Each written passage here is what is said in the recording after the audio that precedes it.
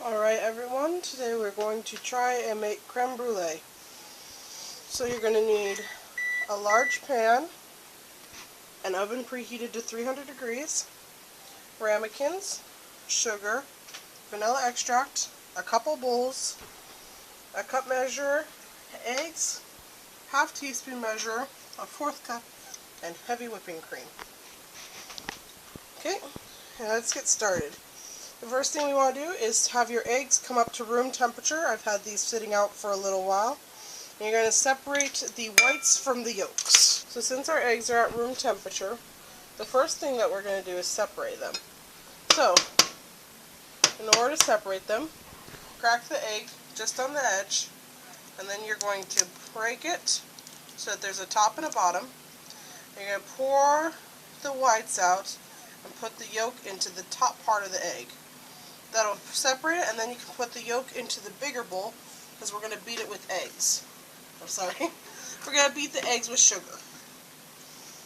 You're going to do that to all 5 of your eggs, and then we're going to add in 1/4 cup of sugar into the bowl and beat it on medium until it is fully dissolved.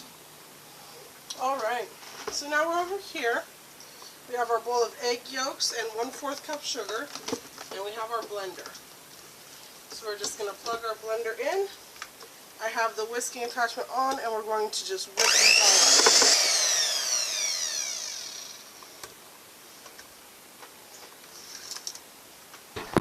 all up. Alright, so now we have them whipped up so all the sugar is dissolved and the mixture is a pale yellow. I'm going to get the cream and vanilla to add in next. So we're going to need a 1/2 teaspoon of vanilla and then 1 1/4 cups of heavy cream. So first thing I'm going to get is the vanilla. Just pour it right in here and right in there. Next thing is going to be the cream. So I have my cup measure right here for liquids, and I'm going to pour 1 cup of heavy cream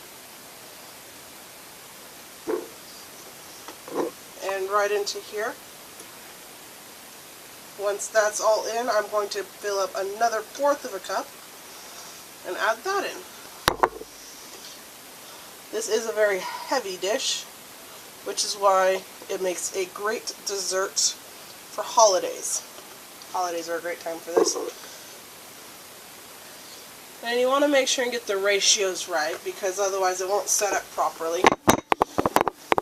So we're going to pour this in, and then we're just going to slowly blend this until it's all nice and incorporated. Now that it's nice and incorporated, you see we have bubbles on top here. Well, we're going to get rid of those in the next step, which is we're going to strain them directly into our ramekins. Alright, so here is our ramekin right here. I have a little strainer, and I'm just going to slowly pour this in. This is to get rid of the bubbles and make sure it's all nice and smooth. And you want to bring it up till about 3/4 of the way up on your ramekin.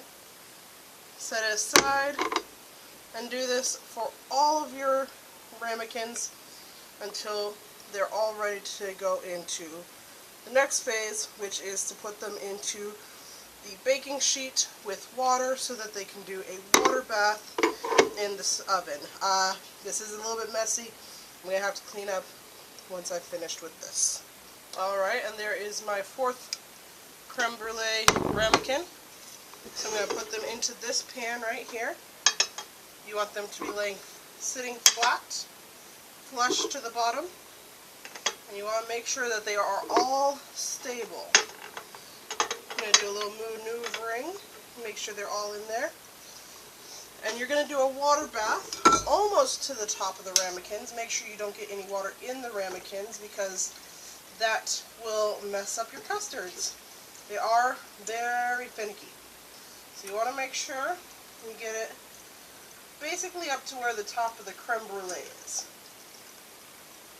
Right about there for me.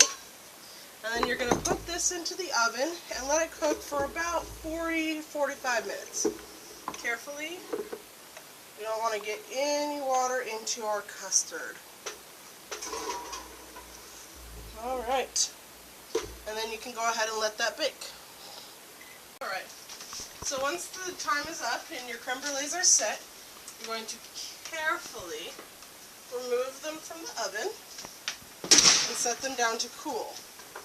Once they've cooled, you can wipe off the water and you just let them sit in the fridge for 2 hours before sprinkling sugar on top and bruleeing it. You can use a torch, or you can put it under the broiler of your oven for a little bit. Or if you don't want to do either, you could just set it back in the fridge to let the sugar set up on top of your custards. And that's it.